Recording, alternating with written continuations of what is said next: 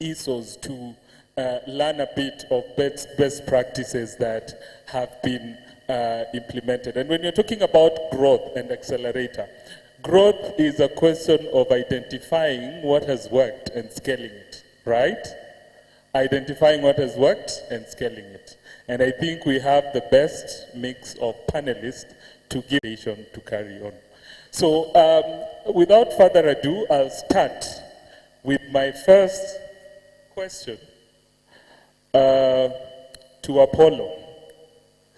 You said arguably the biggest accelerator program in Uganda and Africa. And the question is, can you tell us what critical services that your organization gives that contributes to the growth of these entrepreneurs? Thank you very much. Yes, I think I will qualify that, the biggest agribusiness incubation program. Thank you. Yes. CHURAD is an acronym for Consortium for Enhancing University Responsiveness to Agribusiness Development. So this came out, was started by a student who went out of campus and had a business idea. And he didn't know where to take it for support. So he approached the former professor, who was a college president, and he's like, "Professor, I learned soil science, I learned agronomy, I am ready to do business around coffee. Where else can I get the support to get started?" Good enough, this professor was quite enterprising and open-minded. Most of them are not, as you may be aware. They don't want to change things. But he went on and discussed with the University Vice Chancellor at Makerere, who went on to now speak to the National Agricultural Research Organization of Uganda, and they formed CHURAD as a center where from the university, the community can bring, and that idea can be supported to start a business. So that's where the CHURAD journey starts. Such CHURAD. I've been the first substantive executive director for the organization over the last 11 years, and the journey has been quite interesting. So I'll pick on what I think we do best, that has moved 5 times best incubator in Africa, and also recognized as one of the best incubators coming out of Africa. First and foremost, we were started with a program that started incubators across Africa. And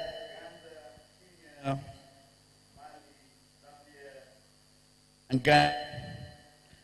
But within 5 years, I think 6 years, we were the only one left. That points to the first best practice that we try to do at CHURAD, governance. If you don't put the right structure, forget about growth and being able to deliver today. Very clear that if you're for profit, that's okay. For profit, not for profit, and what must and should be able to support the youth and women that you are targeting. Everything else is secondary. There's no shareholders. There is no, the only beneficiary of that organization for us as CHURAD and not for profit is to see the youth and women start and grow enterprises. So governance is key. And I'm not going to say that that's why we no longer have the Kenyan incubator in place or anything, but I strongly believe it's governance that is critical. Services. I heard in the morning that, yes, some incubators, everyone can call themselves an incubator, but what do you have to offer? Tangible offer.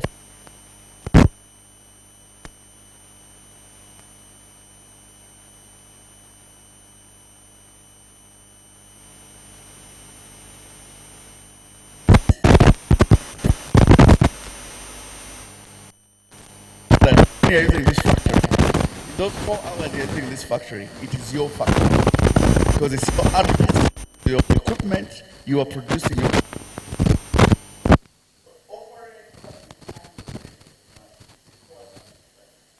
an enterprise support organization. Because you have the build, set up the building, put can ensure that it's so accurate. We have coffee, trees, culture, drying facility, fruit processing, building a diet, add to those. So all these are accessible and available to the youth and women in the country, and they offer that tangible service. Beyond the facilities, we have we try to support the entrepreneurs with finance. That is critical. As I said, at the point we fix the infrastructure and no finance, give the entrepreneur for a year. Over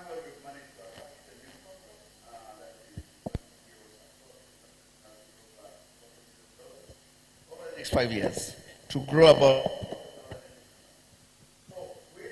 available. Young people with the and energy to do something. So provide the environment, equipment, and startup finance for the ideators. And then you'll be able to offer and grow an incubation ecosystem. Thank you. Thank you very much. I'll stop at that. I will restrict all the points to 3 punchy points. So I will, this is just a caveat for all the panelists. So just prepare yourself with 3 very punchy points that you want people to actually get back to you with questions. All right, moving on swiftly, let's now get some view from an entrepreneur. Mwihaki, you have been through this accelerator program, or you are still in an accelerator program? I am still in an accelerator program. Okay, let me just ask the question first.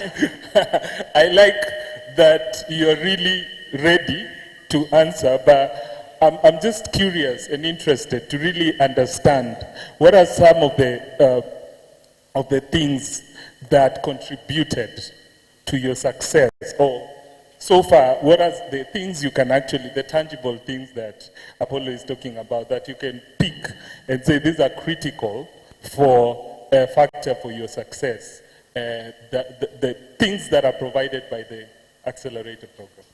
Okay, thank you. Maybe in my introduction I should have said I'm in this E for Impact Accelerator program.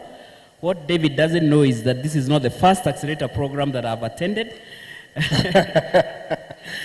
Would make a good program for an entrepreneur is one, to be specific accelerator. So that's very important, because some accelerators put all the businesses together and they say it's an accelerator program. For instance, are they at growth stage? Are they a startup?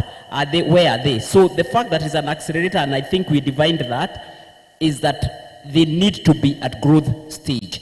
And the entrepreneur themselves need to be at a stage that they are prepared to participate in that growth. Then what is most important is that you have a coaching and a mentoring program. So the coaching is very good, because then you get to discuss on one-on-one, and hopefully the coach or the mentor is familiar with the business. And the fact that it's a specific accelerator, that helps. So coaching and mentorship is key and is one of the success factors. Of course, most of us come because you want to accelerate your growth. You're looking for finance also. So you need to be able to expose the entrepreneur to access to finance. And you need to prepare them to be able to access that finance. So they need to know what do they need to have, what are the documents that need to be in place, how will they pitch, how do they understand their problem, do they know what the solution it is, and do they know how they will make money. That is important. Wow. Thank you so much. You've saved a lot of time, and I'm inclined to actually ask you an additional question. And this is just in line with, you've talked about this was not the first program that you've had. And in terms of comparison, I think it will really be important to really draw the comparison. What was the first accelerator program, and compared to this, what do you think ticks? Without naming, the other accelerator program that I attended was general. And that's why I said being specific, and I'm in agribusiness. So I found myself in a group of people who were very different. Agribusiness is a very different enterprise. And it has its uniqueness, it has its risks, even accessing finance. You know, everybody thinks that agribusiness is the most risky business that you can do. So if it's not specific, then the accelerator may not be. And also, I have been in business, I probably didn't say this, for 8 years. And I was at the stage of scaling up. So I was ready to scale up. And this program gave me that opportunity because they understand my profile, they understand where I am at, and they are ready to expose me to possible funders. Thank you so much, Mwihaki, and I think that's really, really quite important. For the ESOs that are in the room, just to check, I hope your narrative will change and you won't be saying we are sector agnostic. Anyway, that's just a challenge, and happy to also get some questions from the crowd. So moving on swiftly, it comes to a question for Evelyn. You've talked about, it's called NView. And NView, interesting enough, we've had just a very quick discussion over lunch hour, and we were all interested in hearing more about your model. And I think if you can take the shortest time to just unpack that model quickly and just tell us why it's working for you, if in fact it has worked, and what is the success factor of your model? Quickly. Quickly.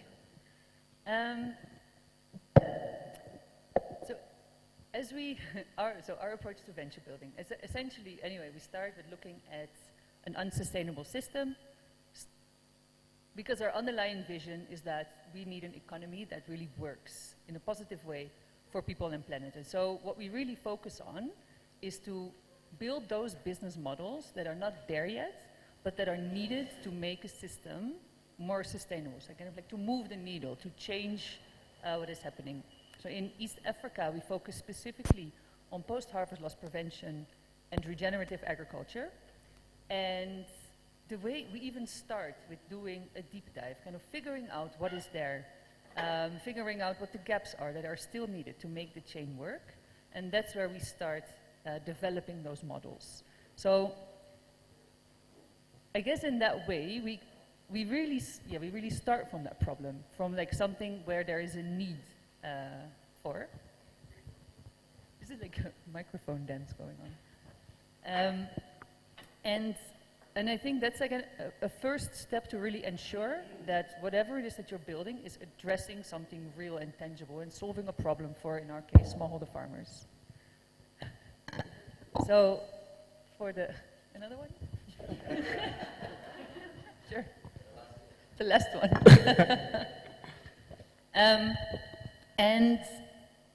And from there, I mean, we go through the whole, human-centered design.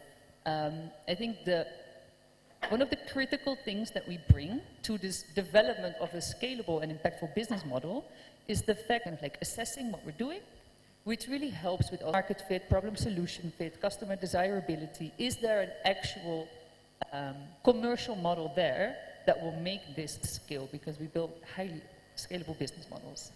And I think that is a foundation. It's a great foundation. And then from there, we stay involved really, really long. So like I can say like years until we incorporate and get that first investment in. So also even once they're incorporated, we think along in a kind of like a strategic or anticipating way, because we know from experience, we've been around for 20 years. We know from experience what do different kinds of models need in terms of financing, in terms of bridging grants. And we have a team that also supports there, where you can imagine that that really helps for then the person building the model. They can focus on building the model while you have people helping with fundraising, because every entrepreneur knows the insane amount of time it takes to fundraise, just to get you to investment readiness. And then we also bring the network, because we have a really good view of the opportunities and the different players in the sector. So in our case, although it's very specific, it's a super, super hands-on model.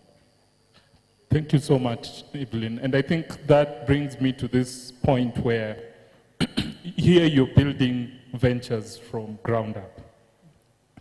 And it's, of course, a challenge when it comes also to resources. And especially, I know most of the East,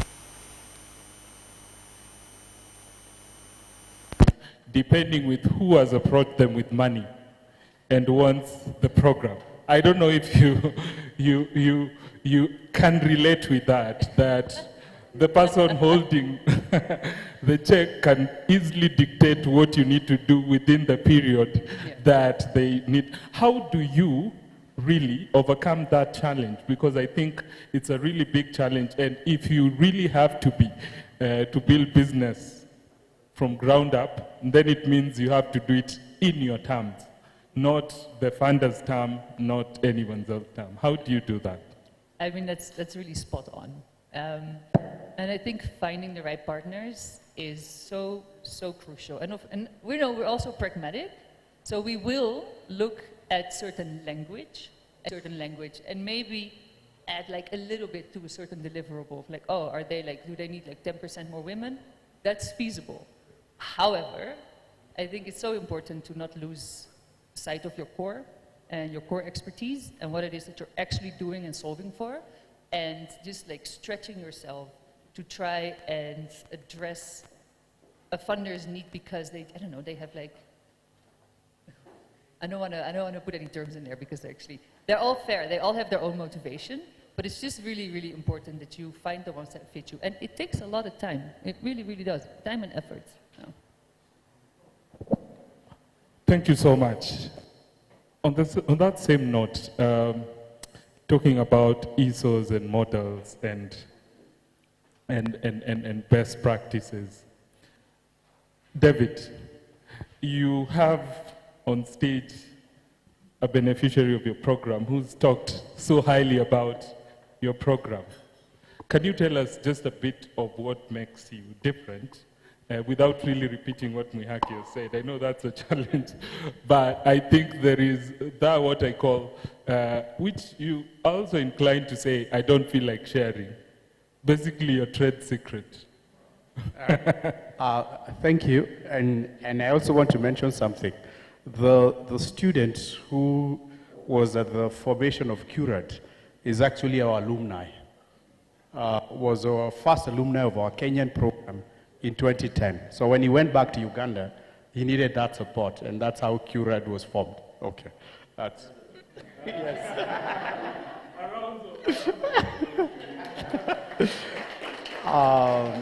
Yes. Yes. And he's now a successful Pan-African entrepreneur. CURAD is proud to own him, and we are also very proud.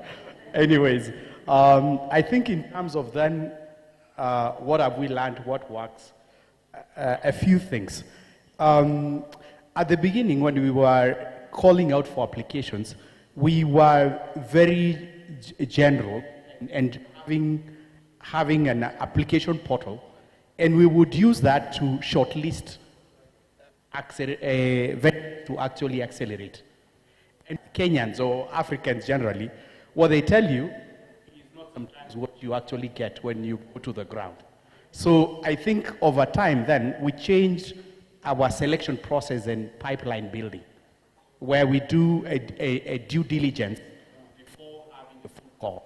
So that already is a good learning point, and we are ending up with ventures that really meet what that's one. Then I think in a bit also we changed our model of, let's say, capacity building and hand-holding ventures. Before, we were very horizontal. So offering everyone everything, right? And over time, and we were doing that because let's say we have an MBA program and other academic programs that more or less force you to be horizontal for the program to be approved by a commission, right? So, but then when it came to incubation or acceleration, we now changed that, right? And we went into almost closer to the model of NVU, where we are calling it venture building. And anyway, we have people who have skills, horizontal skills, let's say strategy and so on, but we also have vertical skills. And we had to hire people with vertical skills, as in to now coach or mentor the ventures that we're working with. And that was sort of a pivoting of our model as a learning. You really had to give more impact, support to the entrepreneurs. You had to do it differently. And I think coupled with that is that we also have, which is, I would say few accelerators do, we offer what we call professional services to the cohort that we are working with. So we offer them legal services. We have in-house lawyers who work with them. We offer them marketing services, and there is internal marketing team, financial services. So a lot of the ventures would like to raise funding, but they don't even have the right, you know, if you have to speak about a deal room or a database with all the content for fundraising, they don't have that. So we then hire people who work to build that, right? So we've had to change to do that. Two last things. The other one more is the tools. So we have some digital tools that we actually use. So we have an accelerator app that actually, let's say, cuts our application process and selection by more like 50%, because we have a lot of applications that come through. And then we have another tool for measuring impact of the ventures that we are working with, which is called Impactor. So I think having tools, digital tools, is very crucial.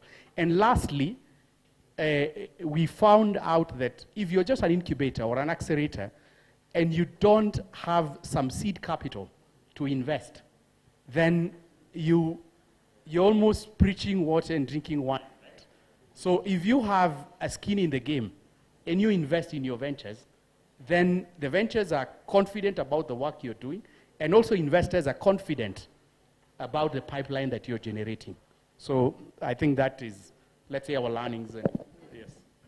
Wow, that's quite interesting. And I wish there was a way where the panelists were also allowed to ask each other questions.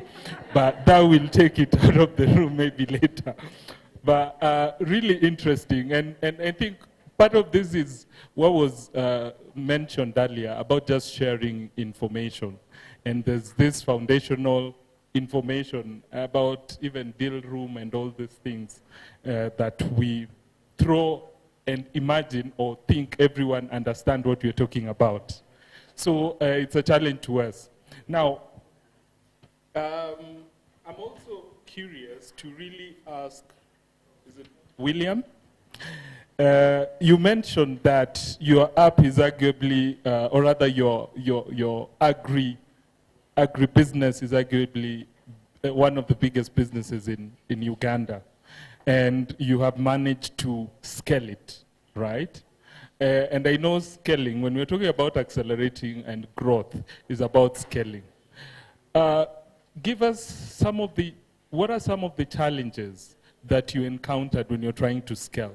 And I think this, I will also just add, it will be in terms of the right talent and the markets, accessing markets. If you can just paint as a picture, what are the challenges and how did you overcome them to actually be the biggest agribusiness in Uganda? Take it. Sure. When we talk about Africa, challenges are more. When you talk about even Uganda, even there are more and more. Yeah, so when you talk about scale, I started this business thinking that actually I'm going to write code because I'm a computer engineer by profession, and I'm going to make money while sleeping. I ended up, first of all, having 1,000 downloads. a lot of users per month, but zero revenue. So a lot of communication PR came to me, oh, you guys are developing this kind of thing. So even my family members were like, but we see you on TV. Can you contribute on my wedding? Like, and the rate is that you don't have any, in African way we call it bobo, it means money. Because we have failed to get the best way to commercially scale what you're trying to build. And these are the kind of challenges which, when I sit down and I reflect the early days which we passed through. First of all, the policy framework. When you talk about policy is big, but let me be specific, especially from the entrepreneur point of view. We talk about taxation. Every time I attend these kind of events, I hear these X number of graduates are graduating every year. Yeah. They are looking for jobs. Yes. They are doing X, Y, Z. A lot of young people in Africa, yes. But then you ask yourself, I'm employing a lot of young people, but there is no any tax framework which favors me to continue employing more and more and build them. For example, taxation in Uganda, it doesn't discriminate whether you start up or what. As long as when you hit 5 employees, you have to pay as you earn, you have to pay for their NSSF, you have to pay for all these kind of things. But the people whom you're talking about, they are not yet ready for them to work in the industry. And they give you only a space of 6 months. They're like, boss, 6 months is not enough. You really need 12 months, 8 to 18 months to build a great talent which can be in the real industry. That's one. So the point there is, we preach a lot, but when you think about the frameworks of policy, they do the opposite of what they do. And two, let's talk about the next one. On the side of founders, normally collaborators. The reason why we call it like that, because when you read the story of Amazon, these guys got very fast. These guys became billionaires very early. So we started by that kind of model, but we realized that Africa is a different animal to the extent that the physical infrastructure, what you take something to be very, very simple, but it's very, very crucial. For example, when a customer orders for seed on the mobile app, and for me to deliver that kind of seed to that customer, I have to assure him, because I'm not delivering to the customer. But that assurance is given by the warehouse, given by transport, and logistical infrastructure, is driven by payments, is driven by marketers, is driven by a lot.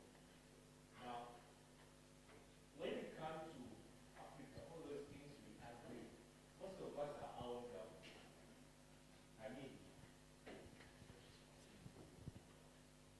most of us are our own government. What I mean is that you look at the rail network, what we call the transportation network, is not up to standard. We have trucks. First of all, when we run the business, we're like, Africans, we can only make money when we can increase our profitability by us buying trucks, because the transport is so that it is important. Literally, we know that when we do that, we are not going to see the income. Yeah, so right now I'm finding this full of gray. This gray hair is not very good. It's just clear. So when you look at my photo, clear, I didn't have any gray hair. The moment I bought trucks, I stopped moving. Because one side we are receiving phone calls from the customer, boss, I ordered for my things that you didn't support to get in 2 days. Then on the other side, you're getting phone calls from vendors. Boss, we are stuck. We are on this road, we are stuck in the mud, so we have nothing to do but to just wait for the ride. For the waiting infrastructure. So anyway, and you take these things simple. The second one is that these kind of lessons, it's very hard to find them in the ecosystem builders. You only find them in the entrepreneurs, because we are the ones who make rubber to meet the road. A lot of losses, you hear. That addressing system is creating a lot of burdens for us by the fact that someone orders for something, he says that I'm in Kerani. Then you're like, okay, Kerani, then you're like, okay, we see it on the map. But when you reach Kerani and you call the customer, boss, I'm here in Kerani. The guy tells you, no, you go behind it, I'm in Kilimani. Then you're like, but you put in Kerani. Then the guy says that, no, but that's the only thing which I could see on the map, so I put it to be. So you realize that when you run your unit economics, it's very hard for you to deliver a single unit of product without a single phone to the customer. And remember, all that is cost. So that means that your contribution margin, or what we call your bottom line, is being reduced by just taking infrastructure for granted. The last one is about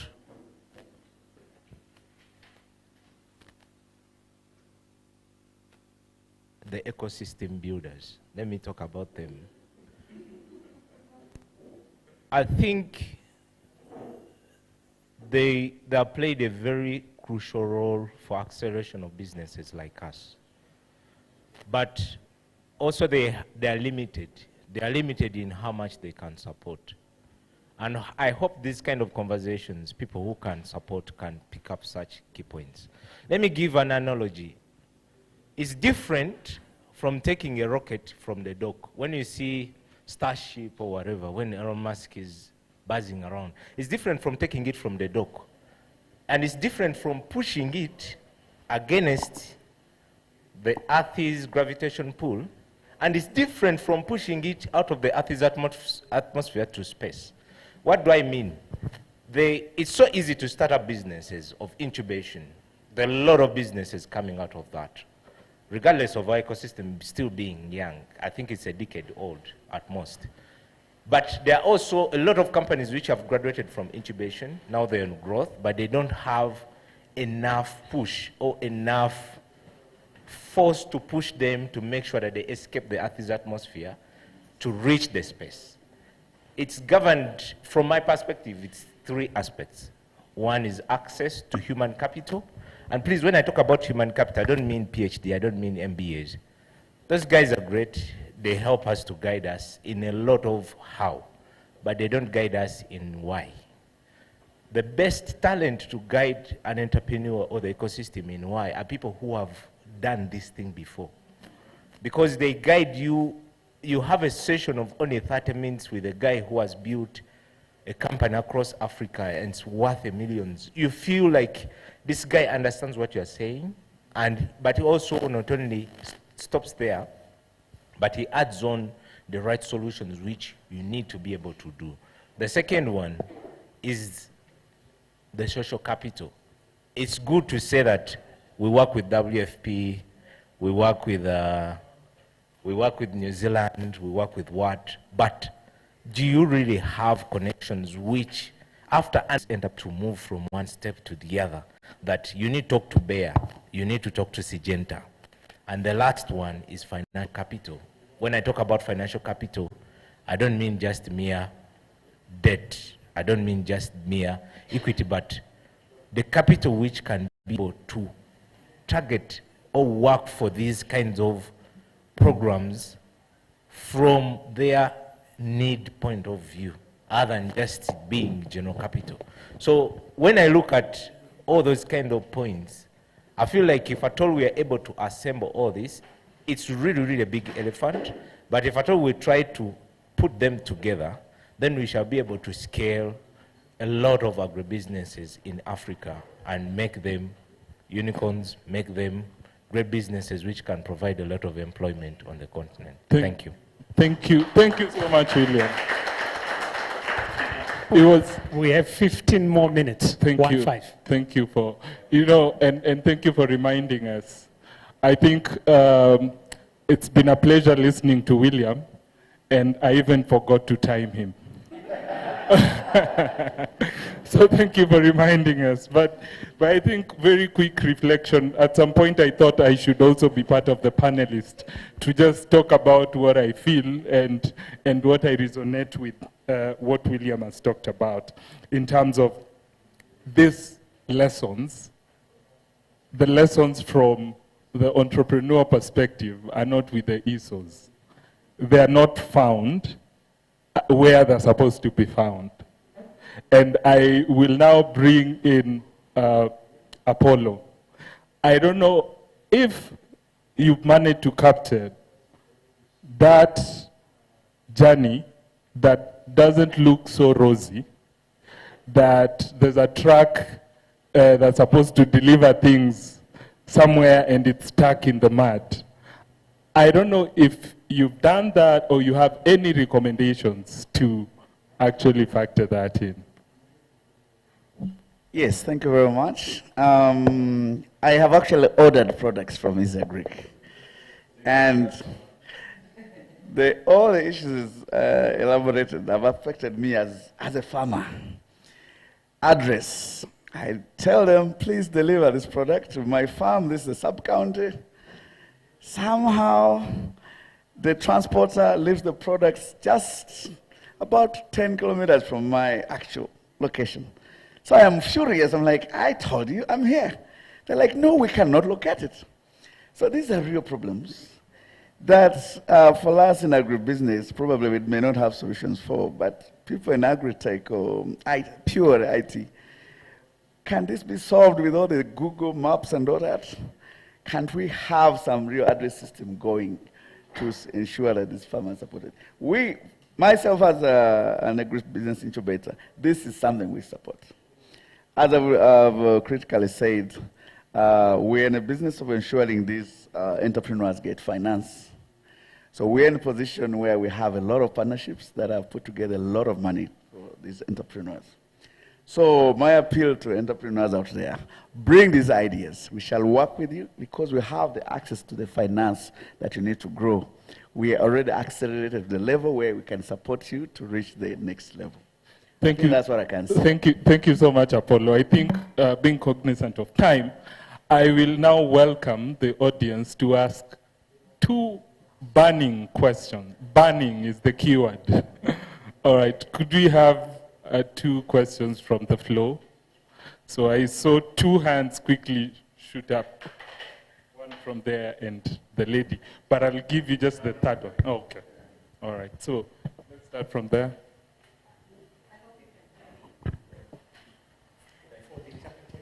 Okay, so for just out of curiosity, I've heard you mention about acceleration programs that were different from the normal acceleration programs. So I'm just curious to know, what is this that set the difference between what you experienced, and this goes out to Mwihaki. What was the difference that you had with the program that you went through that separated the rest of the acceleration programs? Okay. Very quickly, I can answer that. There are three main differences I can point out. One, the other accelerator program was not specific. So even when we went into discussion groups, you have fashion designers with you, you have tech people with you, and you have agribusiness with you. So it was very difficult to gain value from the discussion. Number two, they were very short. I think sometimes in the morning we said it is very important for the program to be long enough, not too long, but long enough so that you can cover all the areas. You know, 1-2 weeks, and you're into the end of the program, and then after the program, there was no coaching or mentoring. So at the end of it, you get out of it, and you are not even too sure what you have gained in it. Then the third issue is about accessing the finance, because we are in this accelerator program to expand, to scale, and we need finance. Other than there are many things that you need to scale. One is growing the team, so that this program has also a component of encompassing the team. So they are building capacity to the organization, not only to the business owner.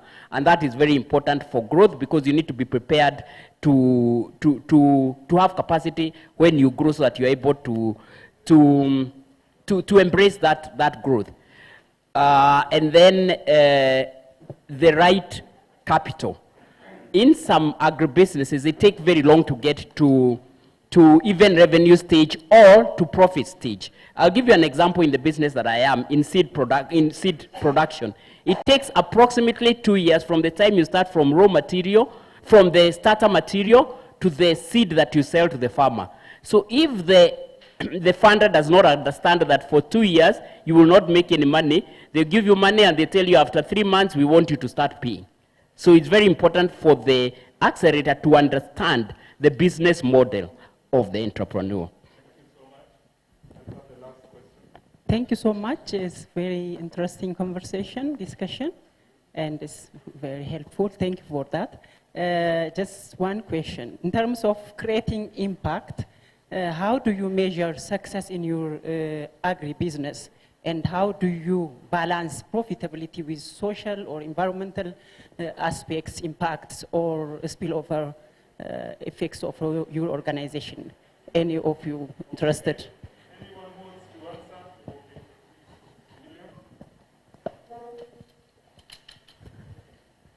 Hello?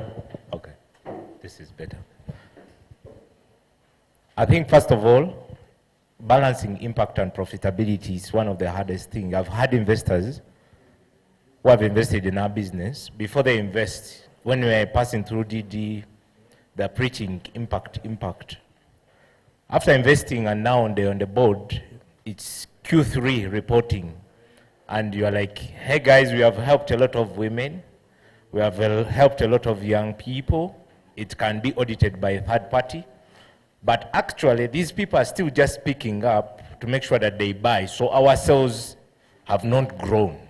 Then we hear banging tables on the other side. So that's what I mean that it's very hard. But as a founder, the whole thing, it comes back, what do you want and what can you stand for? What kind of identity do you want to be labeled with? That if at all you onboarded these kinds of investors and funders, you need to take time and also do due diligence on them to know that, hey guys, where are you? Give me a list of your portfolio companies so that I can know, I can interact with them, how you have worked with them before.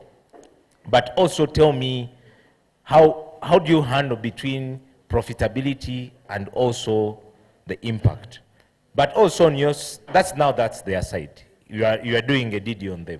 Now when it comes to you, if at all helping young people energizes you and makes you happy, maybe even beyond the profitability, you should stand for that. And you're like, guys, if at all you are going to write for me a check, you need to understand that I really value these kind of people and they mean a lot to me. If at all they are not, it's okay, you're not selling ice cream. Literally, you are not, someone who sells ice cream is there to make all the babies happy. So running a business is not about selling ice cream that you are there to make everyone happy. So you just need only 1 yes out of 100, and that will be fine. That yes will be able to take you to another level.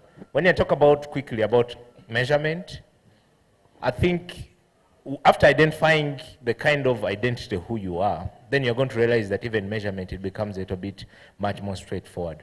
You're not going to do a lot of measurement. The way we do it is that we track the downloads of our people.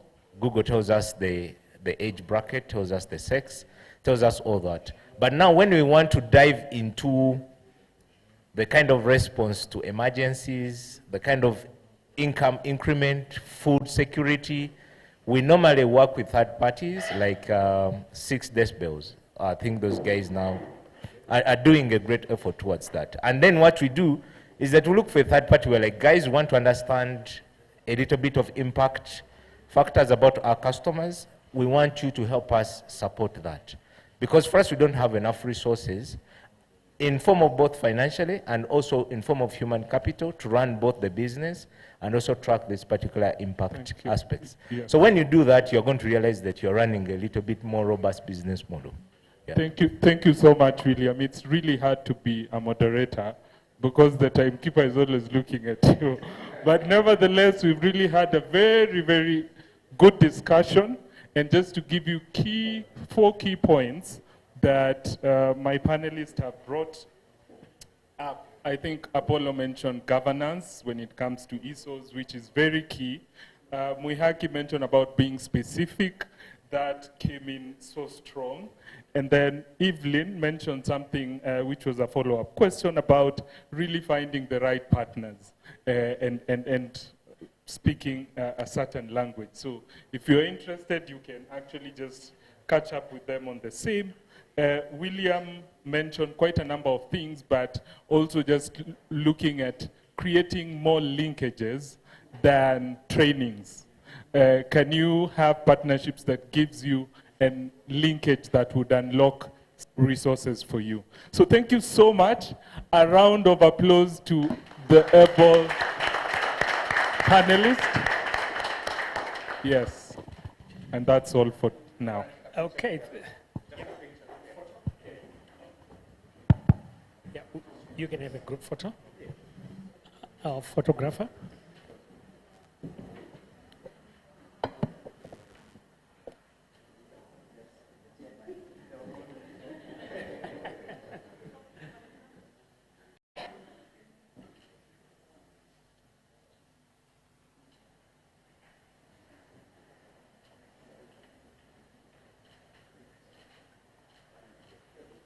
Excellent. Thank you so much to the panel and to our competent moderator. A round of applause for that. Okay, so I'm going to request you to come up to the front here, and we'll take a group photo with everybody. So if you can come right up here, we're going to have a queue with people from where I am standing here up to the step there, that side. Can we come up, please? Everybody. Everybody. Is there space outside? We're going to have some.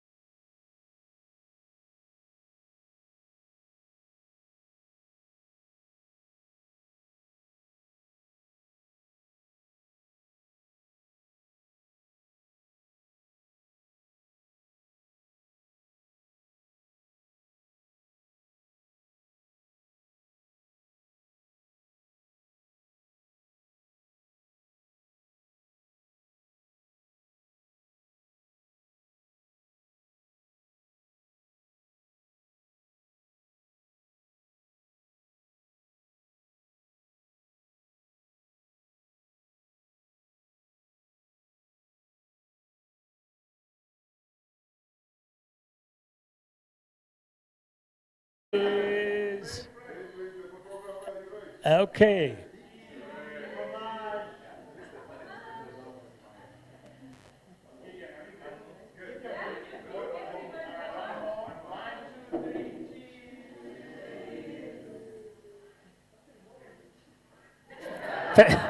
Thank you very much. So we'll have a short break for 30 minutes.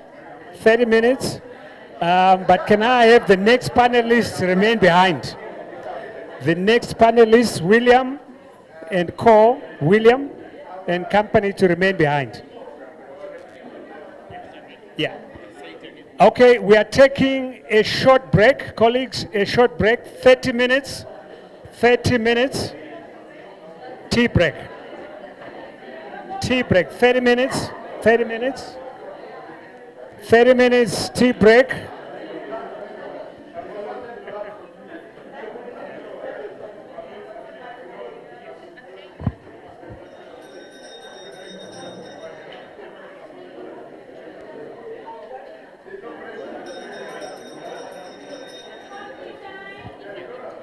Fantastic. Yeah.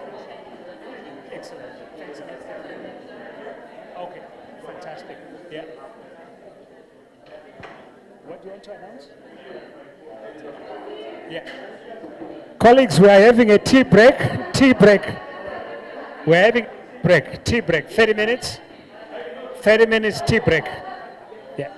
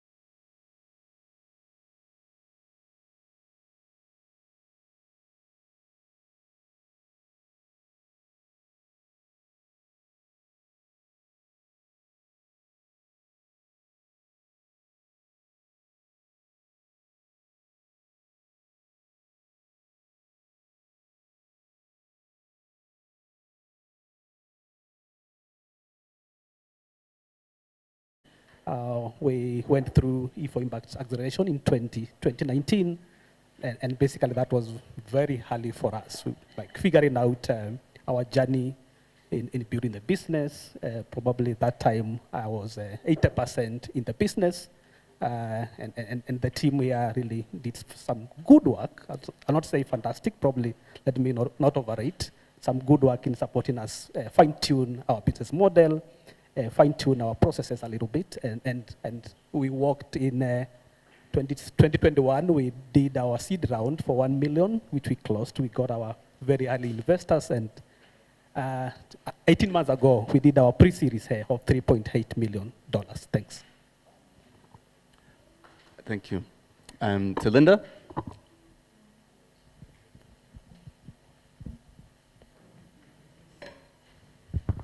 $1 million, $2 million, $3 million.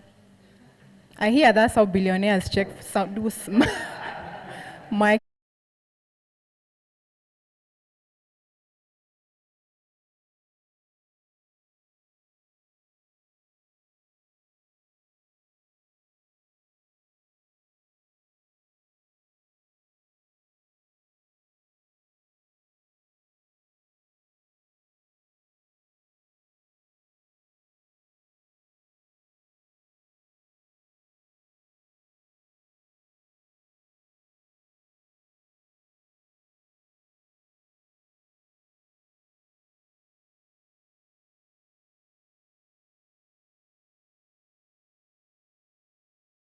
than pesticide. It's actually way better than synthetics, yeah? So we work with smallholder farmers around Rift Valley, the whole of Kenya, to regrow that plant so that we can develop that active ingredient to help us in natural, organic pest control solutions for the global market. Thank you. Thank you. And to Keegan. Thank you. Good afternoon, everyone. I am Keegan Chelimo. I'm a principal with Open Capital and very excited to be having this discussion. To give you a bit of Open Capital, we are a management consulting and financial advisory firm focused on Africa. We work across 30 countries on the continent. We started out in Nairobi, but have completed about 1,600 engagements for a host of clients and supported fundraising for $1.5 billion of capital into a range of businesses. We have offices across 7 countries in East, Southern, and West Africa. So that's Kenya, Uganda, Zambia, and in West Africa, Nigeria, Ghana, Cote d'Ivoire, and Senegal. Broadly, our services in agriculture span across the entire value chain, and we work in helping catalyze growth for agribusinesses. I have been with the firm for the last 10 years and have seen how we've driven impact in different organizations. I'm very keen to share a lot more on what we can do in that context. Thank you. Thank you. And to Darshan. Afternoon, everyone. My name is Darshan Thakan. I'm the Senior Portfolio Manager at Grassroots Business Fund. We are an impact fund born out of the IFC in 2004. Set up an office here in Kenya in 2011, and have since focused largely on supporting high-impact businesses through capital and capacity building with the aim of creating jobs, incremental incomes for smallholder farmers as they relate to agribusinesses, or even something as simple as getting a project to sort of these hard-to-reach communities that are in East Africa. We have made investments globally, different shapes and sizes, but our current focus is East Africa. And when we sort of look at agri-businesses or SMEs in general, we're trying to, in addition to get them sort of creating jobs and providing the incremental incomes, also get them mobilizing capital. So for example, we were looking back at some of our